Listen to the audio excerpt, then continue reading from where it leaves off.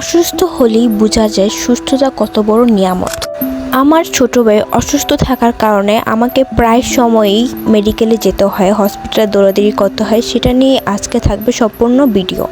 Hello everyone, আসসালামু আলাইকুম। আমি জাহান চলে এসেছি আরেকটি নতুন ব্লগ নিয়ে। চলুন আজকে আমার এক্সপিরিয়েন্স আপনাদের সাথে শেয়ার করা যাক।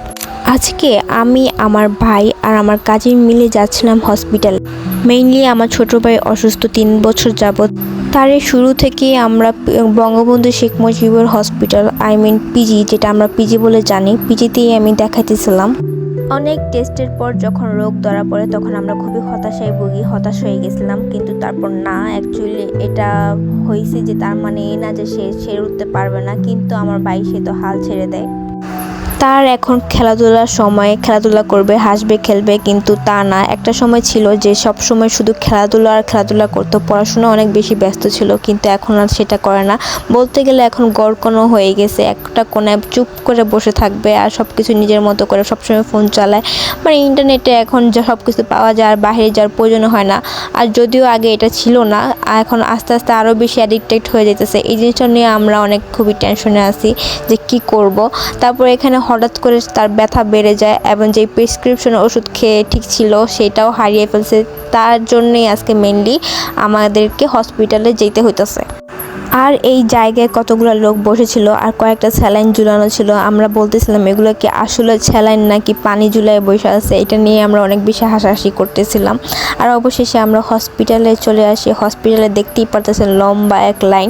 এটাই হচ্ছে আমাদের সবচেয়ে বেশি খারাপ লাগে, কিন্তু ডাক্তাররা আসলে অনেক বেশি ভালো। আর তার মানে সব কিছু সুন্দর মতো বুঝিয়ে বলতেছিল যে দেখো বাবা, তোমার তো এই রোগ সারবে না, তোমাকে তো এটা নিয়ে সাফার করতে হবে, তোমাকে তো এটা নিয়ে আগাতে হবে, এগুলোই বলতেছিল। অনেক সুন্দর মতো বুঝিয়ে দেওয়ার পর বলতেছিল যে এই প্রেসক্রিপশন হারাবা না, সুন্দর মতো ওষুধ লিখে দিছি, এগুলো খাবা সুন্দর মতো নিয়মিত, তাহলেই হবে, আর তোমার ওষুধ বাদ দেওয়া যাবে না।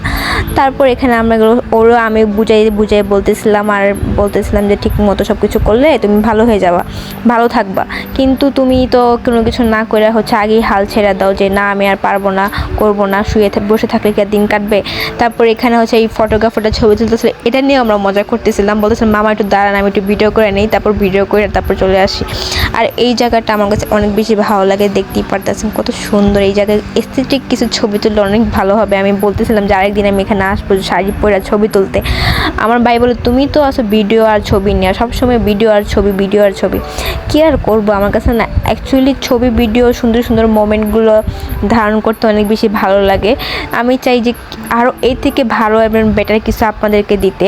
যাই হোক, আমাদের কিছু কাজ ছিল গুলিস্তানে, সেখানে আমরা চলে যাই। আর আমার ছোট যেটা ভাই আছে, ওর ছোট, ওইটাই হচ্ছে কি করে, বড়টারে দিলে ছোটটাও মানে বায়না করে যে আমাকেও দিতে হবে। এখন ওই জন্য র্যাকেট কেনার ছিল, এই র্যাকেটটা কিনতে আসি। আর এখানে হচ্ছে আমার ভাইয়ের কিছু বই খাতা কিনতে হবে। আর আমার ছোট ভাই যা দেখতেছেন, সে হচ্ছে হাঁটা শুরু করলে আর থামে না। আর যদি বলি তোমার যেদিকে যেতে বলে ওদিকে যাও না, কিন্তু থামতে বলে থামো, এটা আবার কেমন, কিছু বলাও যায় না, রাগ করে মুখটা অফ করে বসে থাকে। যাই হোক, বলতেছিলাম যে তোমার না ক্যালকুলেটার লাগবে, তাহলে এখান থেকে কিনে নেই। তারপর এখানে একটা ক্যালকুলেটার দেখতেছিলাম, আর এই পুকি ক্যালকুলেটার নিয়ে আমি অনেক হাসাহাসি করতেছিলাম, যে বলতেছিলাম যে আমার এই পিঙ্ক কালারই লাগবে, পিঙ্ক কালার খাতা, pink colour calculator, pink colour কলম, সব কিছু পিঙ্ক আর পিঙ্ক। পরে ওরা দুজন মিললে আমার নিয়ে মজা করতেছিল যে মেয়েরা তো পিঙ্ক কালার দেখলেই লাফ মারে, পিঙ্ক কালারের উপর যে কী পায় আল্লাহ জানে। মানে পিঙ্ক কালার আমাদের পছন্দ হতেই পারে মেয়েদের, এটা নিয়ে কি আর কিছু বলার আছে। তারপর আমরা সেখানে কাজটা শেষ করে চলে আসি বাসার দিকে। আর এদিকে হচ্ছে এই ড্রিঙ্কটা কিনতে যেত মহা কাহিনী হয়, যেটা আপনাদের সাথে আমি অলরেডি শেয়ার করে ফেলছি। এটা কিনতে যাওয়ার পর ডেট ফেল ধরাই দিছে। আমার ভাই বলতেছিল তুমি ডেট ফেল জিনিস নিয়ে আসছো আমার জন্য। তারপর এটা নিয়ে তো আমি একটা ভিডিও করছিলাম, যে লোকটা মানতেই চেয়েছিল না যে এটা ডেট ফেল। সে বলতেছিল যে না এটা আপু, এটা ডেট ফেল না। তারপর বলছে এটা আপনি খাবেন, আমি এটা কিনবো, আপনি এটা খাবেন আর এটাও খাবেন, দুইটাই খাবেন। পরে বলে যে না আসলেও তো এটা তো ডেট ফেল। আপনারা যাই হোক যেটাই কিনেন না কেন ডেট দেখে কিনবেন, আর ডেট ফেল জিনিস খাবেন না। এরকম অনেক দোকানদার হয়তো বুঝতেও পারে না, ভুলও হতে পারে, তাদেরও ভুল হতে পারে। আর এই তো আজকে ভিডিওটা এই পর্যন্তই। আমি বাসায় অলরেডি চলে আসি। আর সবার জন্য দোয়া করবেন। আল্লাহ হাফেজ।